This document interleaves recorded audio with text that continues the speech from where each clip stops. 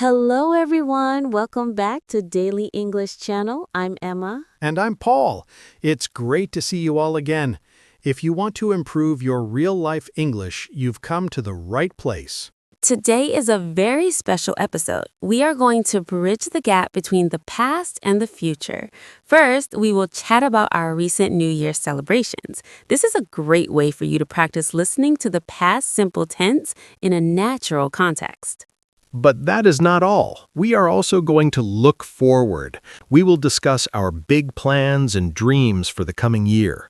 By listening today, you will learn how to talk about your future intentions using essential phrases like, "I'm looking forward to," and how to set SMART goals. We will even share you two amazing idioms that native speakers use all the time.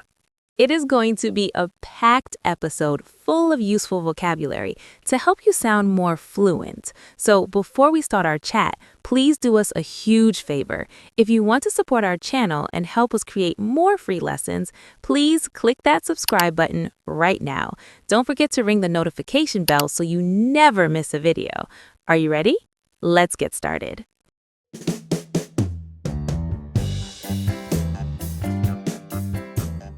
So, Paul, it is officially the new year. How are you feeling today? I am feeling fantastic, Emma. Thank you. I feel very rested. I had a really slow morning today. I woke up, looked out the window, and saw the sun shining. It put me in a great mood immediately. I made myself a large pot of black coffee, sat in my favorite chair, and just read a book for 30 minutes. It was bliss. How are you? That sounds like a perfect morning. I am doing very well, thank you. I am feeling relaxed, maybe a tiny bit sleepy, but in a good way. I think the cold weather makes me want to stay cozy inside. I agree. It is very cold outside these days. Did you have a good weekend? I did. I had a very lazy weekend. I stayed home mostly. I watched a documentary about nature, specifically about forests in winter. It was very beautiful. And on Sunday, I think I slept for maybe 10 hours. 10 hours? Wow, you must have been exhausted. I was. The end of the year is always busy, so I needed to recharge my batteries. But now I have lots of energy for our chat. Okay, Emma. Let's talk about New Year's Eve. That is the last day of the old year, December 31st. Paul, how was your New Year's Eve? What did you do? Well, Emma, this year I decided to do something a little bit different. Usually I stay home, but this time I went to a gathering at a friend's house. It wasn't a huge party, just a small group of us. A gathering? That sounds nice. A gathering is a great word for a small group of people meeting together. Was it loud? Was there loud music and dancing? No, not at all. It was very low-key. Low-key means relaxed and not fancy. My friend Mark has a lovely apartment downtown. It's not huge, but it is very warm and inviting. There were maybe 8 or 9 of us. We sat on the big sofa, we had soft lighting, and we just talked. We talked for hours and hours about everything, our jobs, our families, funny stories from the past. That sounds like my kind of evening. Did you do anything else besides talking? Yes, we played some games. We played a card game. Do you know the game Uno? Oh, yes. I love Uno. It is simple but very competitive. Exactly. It got very competitive. I won one game. It was pure luck, I think, but I lost the other 2 games. But it didn't matter. We were laughing so hard. And of course, the food. We ate so much food. Tell me about the food. What did you have? Oh my goodness, it was a feast of snacks. We had potato chips, spicy salsa, guacamole, little cheese sandwiches, and vegetable sticks. I think I ate my body weight in chips. My healthy diet definitely started on January 2nd, not January 1st.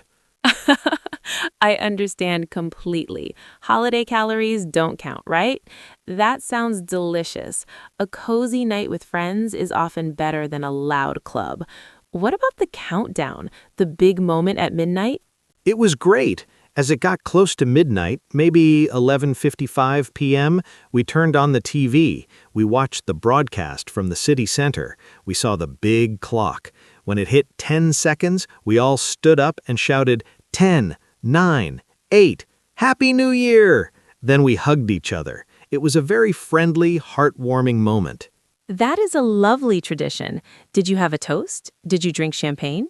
I actually didn't. I was driving home later that night, so I stuck to sparkling apple juice. It was sweet, bubbly, and very festive. I didn't need alcohol to have fun. What about you, Emma? How was your New Year's Eve? You mentioned before that you planned a quiet night. Yes, my celebration was indeed very, very quiet. I didn't go out. I stayed in the comfort of my own home. Were you alone? That sounds a bit lonely for New Year's. Oh no, I wasn't alone. I was with my sister, Sarah, and her husband, David. They came over to my place. We decided to avoid the crowds and the noise outside. We cooked a dinner together. That sounds wonderful. Cooking together is a great activity. What was on the menu? We wanted something healthy but tasty. We made grilled salmon with lemon and herbs, and a huge, colorful salad with tomatoes, cucumbers, and peppers. We also roasted some potatoes in the oven until they were crispy. Grilled salmon is my favorite. That sounds delicious. And where did you eat? At the dining table? Actually, no. We ate right there at the kitchen counter. It was very casual. We just sat on the stools, ate our fish, and chatted. It felt so calm. Calm and peaceful are the best words to describe it. It sounds like the perfect ante-party. Did you manage to stay awake until midnight?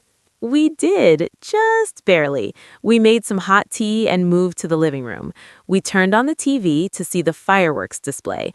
The fireworks were absolutely stunning. So many colors: red, gold, green, blue. But there was a small problem. A problem? What happened? My neighbor's dog, a little brown puppy, was terrified of the noise.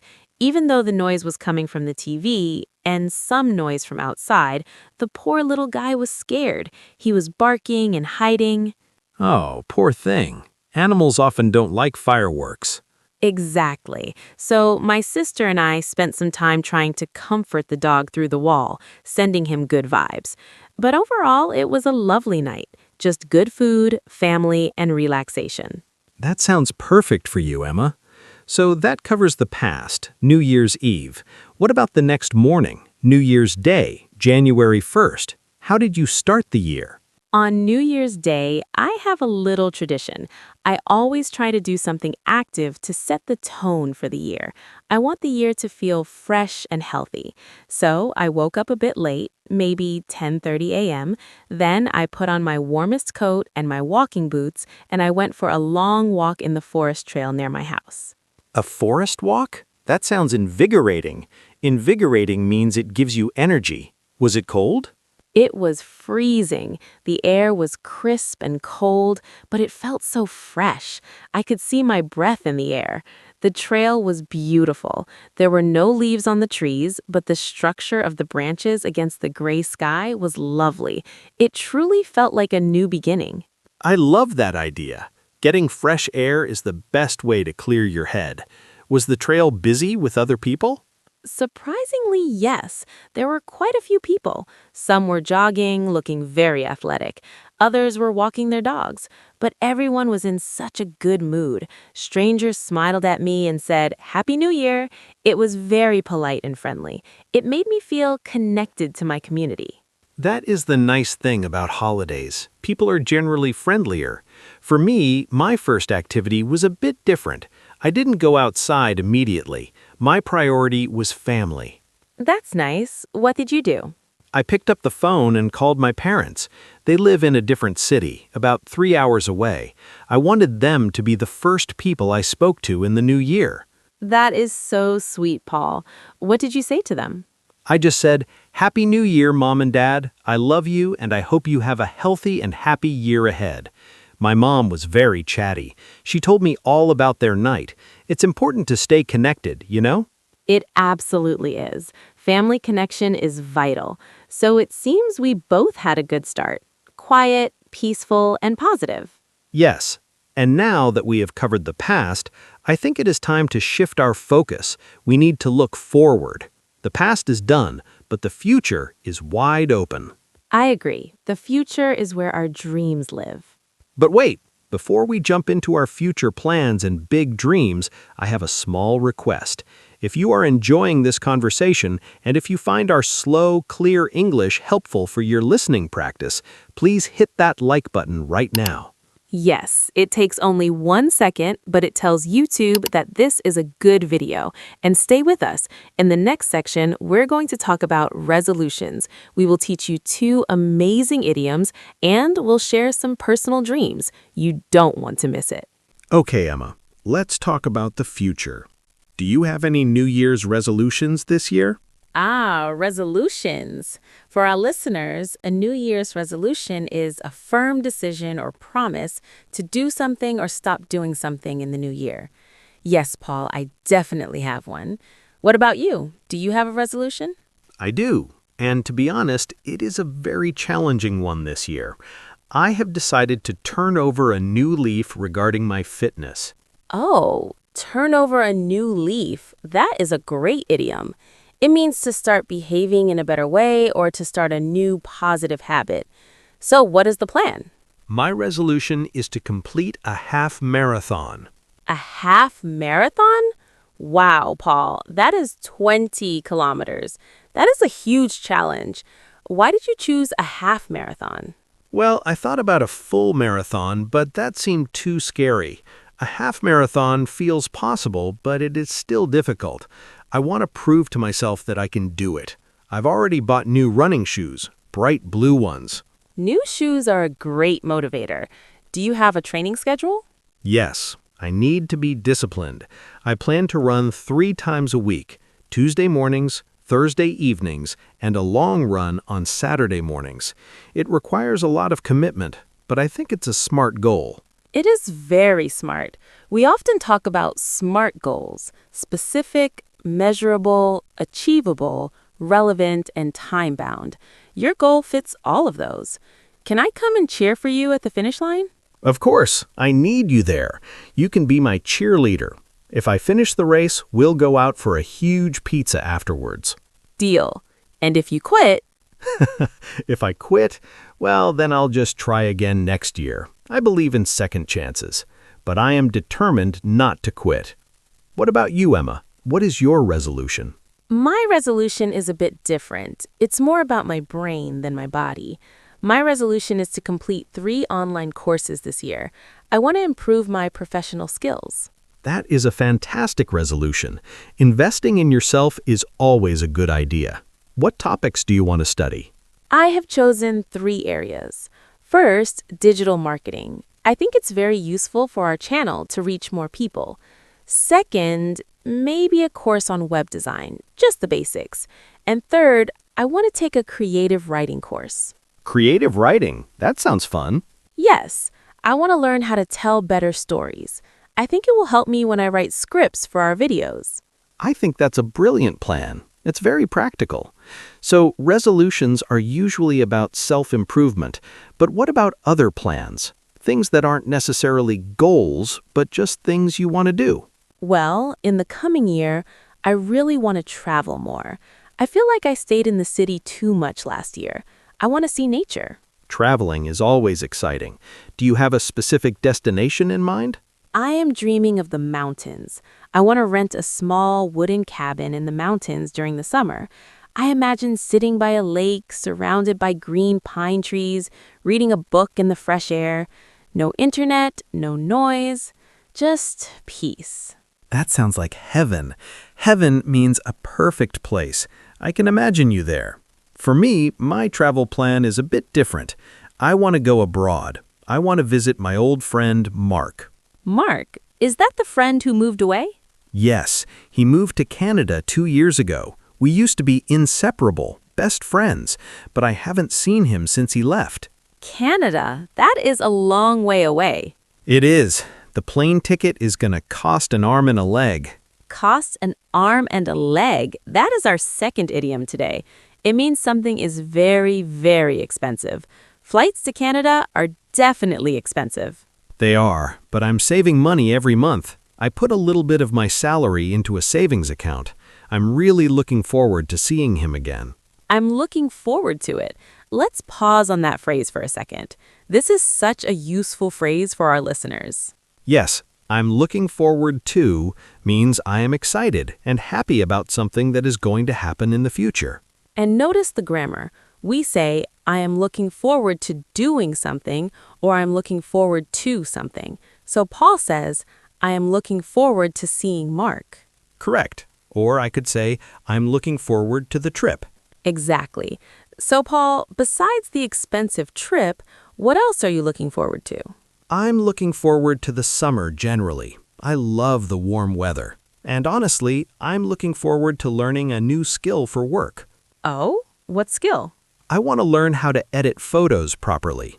I have a nice camera, but I don't know how to use the software on my computer to make the pictures look professional. That is a great skill. It's very creative.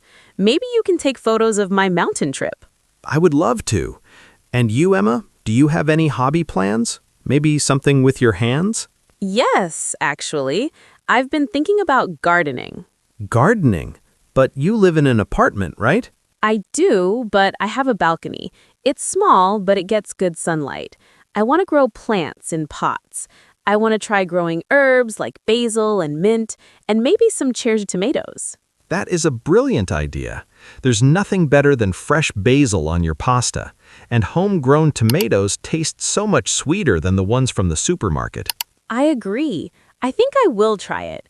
I'll buy some pots and soil next week. That sounds like a solid plan. So your balcony will be very green and colorful soon. I hope so. Now, Paul, let's flip the coin. What are you not looking forward to next year? Let's be honest. That's a good question. What am I not looking forward to? I think I am not looking forward to the dentist. I have a checkup scheduled for February. I hate the sound of the drill.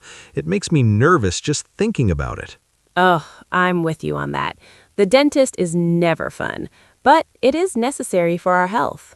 True. What about you? I am not looking forward to the rainy season in April.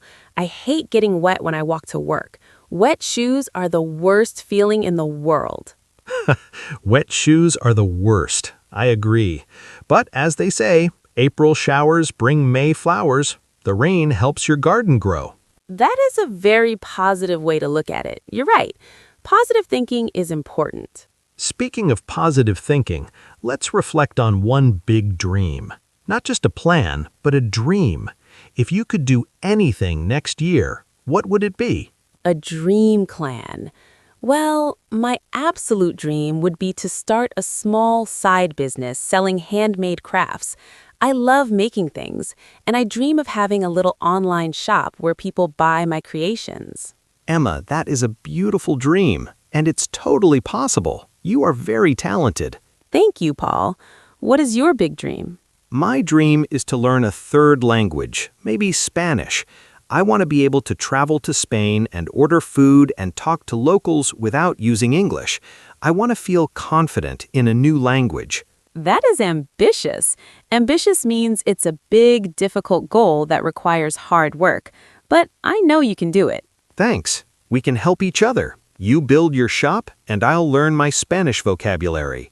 It's a deal. Talking about these plans makes them feel so much more real, doesn't it? It really does. When you say it out loud, it feels like a commitment. It makes the future feel exciting, not scary. Even small plans, like next week I will buy a plant, are fun to talk about. Yes. Next week, I plan to buy my first plant. I've already decided to name it. You're going to name your plant? Yes. Why not? Okay. What will you name it? I think I will call him Greenie. Greenie. That's very creative, Emma, but I like it. It's cute. Thank you. Greenie the plant. He'll be the star of my balcony. Okay, Emma. We have talked for a while now. Before we wrap up, I think we should review the important vocabulary and phrases we used today. This will help our listeners remember them. Great idea. Let's do a quick recap. First, we talked about New Year's resolutions. Remember, a resolution is a promise you make to yourself to improve your life. Example, my resolution is to quit smoking, or my resolution is to read more books. Then we use the phrase, I'm looking forward to. This is essential for speaking naturally. It means you are happy about a future event. Don't forget the grammar. I am looking forward to going on holiday, verb with ing, or I am looking forward to the party, noun. We also learned 2 idioms. The first one was turn over a new leaf. This means to make a fresh start or change your behavior for the better, like me starting to run. And the second idiom was cost an arm and a leg. This is a funny way to say something is very expensive. That car costs an arm and a leg. We also used some nice descriptive words. Gathering, a small group of people meeting. Cozy, warm and comfortable. And peaceful, calm and quiet. And finally, ambitious. This describes a goal or a person that wants to achieve big, difficult things. That is a lot of great vocabulary. Try to choose just 1 or 2 of these phrases and use them this week. You can even practice by writing a sentence in the comments. Well, Paul, I think we have covered everything. We looked at the past, the future, big dreams, and small plans. We did. It was a pleasure talking with you, Emma. Talking about the future always gives me energy. Me too. And to our wonderful viewers, we have a question for you today. We call this the question of the day. Today's question is, what is one small plan you have for next month? Notice we said small plan. It doesn't have to be a marathon. It can be simple. Maybe you plan to clean your closet. Maybe you plan to cook a new recipe. Maybe you plan to call a friend. My small plan for next month is to organize my bookshelf. It's messy right now. And my small plan is to buy Greenie the plant. So please, tell us your plan in the comments below. We read every single comment. It makes our day to see you practicing your English. Writing your answer is the best way to practice what you learned today. Don't be shy. And if you haven't already, please subscribe to the Daily English channel. We release new conversation videos every week to help you improve your listening and speaking skills. And if you liked this video, please give it a big thumbs up. It really helps us reach more students around the world. Thank you so much for spending your time with us today. Learning English is a journey, and we are honored to be your guides. Remember, be kind to yourself. Every mistake is just a step towards learning. Keep practicing and keep smiling. From both of us, have a wonderful day, a productive week, and a fantastic year ahead. Goodbye for now. See you next time. Bye.